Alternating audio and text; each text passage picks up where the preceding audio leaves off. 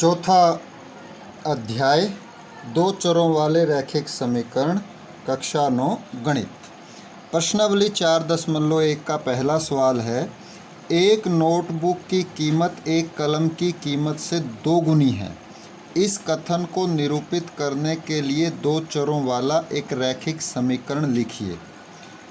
दो चीज़ें दी गई हैं, एक तो दिया गया है नोटबुक और एक दी गई है कलम, और इन दोनों में संबंध बताया गया है कि नोटबुक की कीमत कलम की कीमत से दुगनी है। दिया कोई भी नहीं है और दो चरों में हमने रैखिक समीकरण बनाना है। तो हम क्या करेंगे, मान लेंगे, माना नोटबुक की कीमत प्रश्न नंबर 1 बराबर x और माना कलम की कीमत बराबर y। फिर प्रश्न क्या कहता है उसके अनुसार हम काम करेंगे। प्रश्नानुसार नोटबुक की कीमत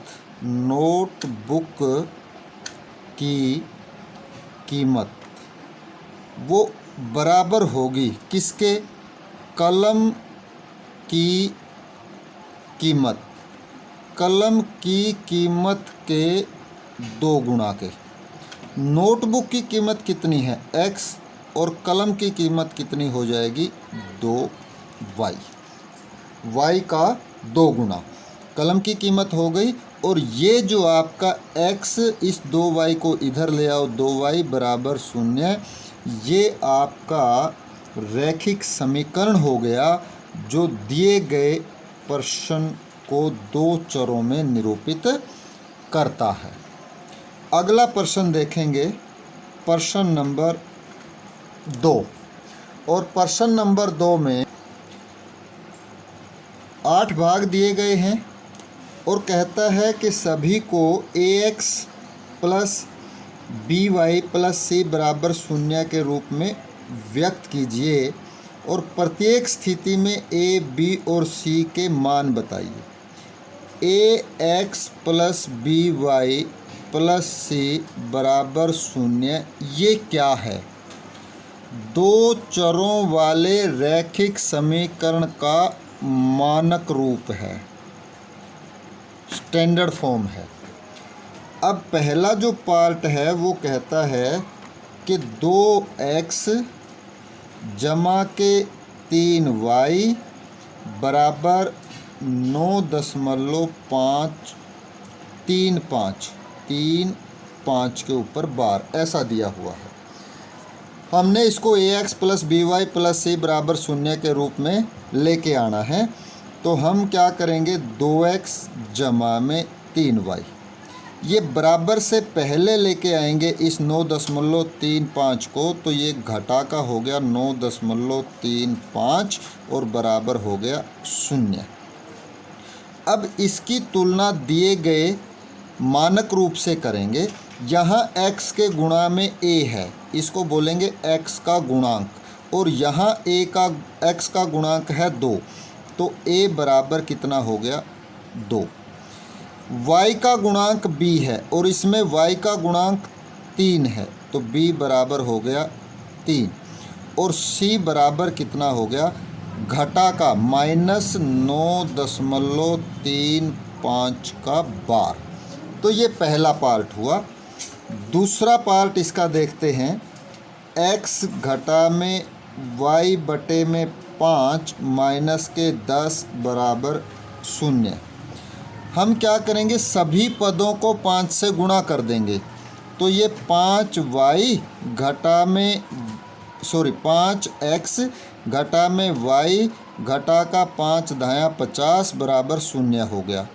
जब आप इसको ax plus by plus c के साथ तुलना करोगे तो यहाँ x के गुणांक a बराबर 5 आ गया, b बराबर यहाँ गुना में y के क्या है, ये -1 है, इसको लिखने की आवश्यकता नहीं होती, तो b बराबर -1 और c बराबर कितना है -50। तीसरा पार्ट इसका देखते हैं। माइनस का 2x जमा का 3y बराबर का 6। इसको ax plus by plus c के रूप में लेके आएंगे तो 6 को इस तरफ, तो 2x जमा का 3y, ये 6 बराबर से इस तरफ लेके आएंगे तो ये हो जाएगा माइनस का 6 और बराबर हो जाएगा 0।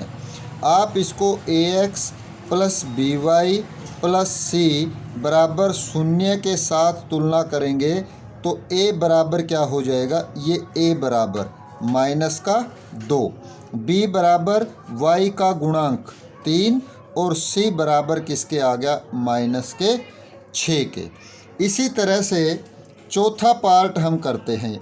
चौथा पार्ट करेंगे x बराबर 3y, x घटा का 3y बराबर 0, तो ax जमा by जमा c बराबर 0। यहाँ c के स्थान पर कुछ भी नहीं है तो जमा का 0 कर दें, कोई फ़र्क नहीं पड़ता। तो a बराबर x के गुणा में, यदि आपको कुछ भी दिखाई नहीं देता तो उसका मतलब है 1, b बराबर घटा का 3 और c बराबर 0। ये आपका चौथा पार्ट। पांचवा पार्ट देखिए क्या कहता है। 2x बराबर माइनस के 5y। अब 2x माइनस के 5y को बराबर कुदा देंगे तो जमा का 5y, चिन्ह बदल जाएगा और बराबर का हो गया 0। तो ax जमा by जमा c बराबर 0। यहाँ पे c कुछ भी नहीं है तो जमा में 0 कर देंगे, तो a बराबर 2, b बराबर 5 और c बराबर 0। ये हमारे पास इसके मान आ गए। अगला देखें हम पांचवा पार्ट। छठा पार्ट, ये पांचवा था। आप वीडियो को रोक के अपने आप करके देखें आगे के आगे और फिर इसको मिलाएं आपके हल के साथ। 2x जमा 3x जमा में 2 बराबर 0। इसमें आप देखिए ax जमा में by जमा में c बराबर 0 के साथ आपने इसको मैच करना है। तो 3x और जमा में 2 बराबर 0 है, तो यहाँ से y गायब है। y गायब कब होगा, जब ये टर्म 0 हो जाएगी, जब ये पद y वाला 0 हो जाएगा। y 0 कब होगा, जब इसको 0 के साथ गुणा करेंगे, इसका गुणांक 0 होगा। तो यहाँ a बराबर 3, अब हमें कोई दिक्कत नहीं है, b बराबर 0 और c बराबर 2। दिए गए समीकरण में कोई पद नहीं है तो इसका मतलब है वहाँ 0 के साथ गुणा हुई है। अगला देखिएगा, अगला हमारे पास है इसका 7वां पार्ट। और 7वें पार्ट में y माइनस का 2 बराबर 0 है। ax जमा में by जमा में c बराबर 0।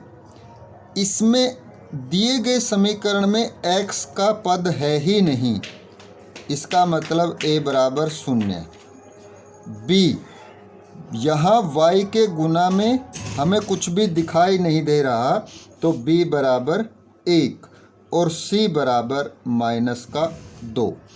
8वां पार्ट देखिए, 2x घटा में 5, इस 5 को उस तरफ लेके गए तो एक तरफ हमारे पास 0 हो गया और ax plus by plus c बराबर 0 के साथ इसकी तुलना करेंगे तो x का गुणांक कितना है, a बराबर 2।